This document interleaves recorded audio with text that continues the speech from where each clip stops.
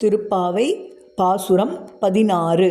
நாயகனாய் நின்ற நந்தகோபனுடைய கோயில் காப்பானே கொடித்தோன்றும் தோரண வாயில் காப்பானே மணிக்கதவம் தாழ்த்திறவாய் ஆயர் சிறுமிய ரோமுக்கு அரை பறை மாயன் மணிவண்ணன் நென்னனலே வாய் நேர்ந்தான் தூயோமாய் வந்தோம் துயிலெழப்பாடுவான் வாயால் முன்னம் மாற்றாதே அம்மானி நேய நிலைக்கதவம் நீக்கையிலோர் எம்பாவாய்.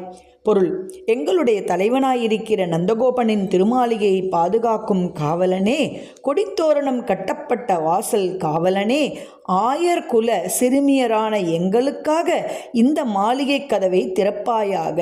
மாயச் செயல்கள் செய்பவனும் கரிய நிறத்தவனுமான கண்ணன் எங்களுக்கு ஒளியெழுப்பும் பறை, அதாவது சிறு முரசு தருவதாக நேற்றே சொல்லியிருக்கிறான். அதனை பெற்றுச் செல்ல நாங்கள் நீராடி வந்திருக்கிறோம். அவனை துயிலெழுப்பும் பாடல்களையும் பாட உள்ளோம். அதெல்லாம் முடியாது என உன்வாயால் முதலிலேயே சொல்லிவிடாதே. மூடியுள்ள இந்த நிலைக்கதவை எங்களுக்கு திறப்பாயாக. இதன் விளக்கம்: ஒருவர் ஒரு செயலை செய்யப்போவதாக தெரிந்த ஒருவரிடம் சொல்கிறார்.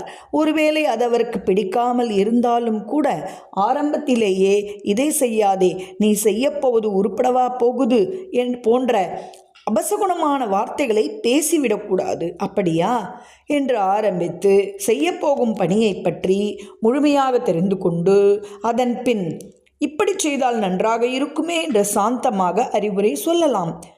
சொற்கள் மனித வாழ்வில் மிக முக்கியமானவை என்று ஆண்டாள் இப்பாடல் மூலம் நமக்கு அறிவுறுத்துகிறாள். சர்வம் கிருஷ்ணார்ப்பணம்.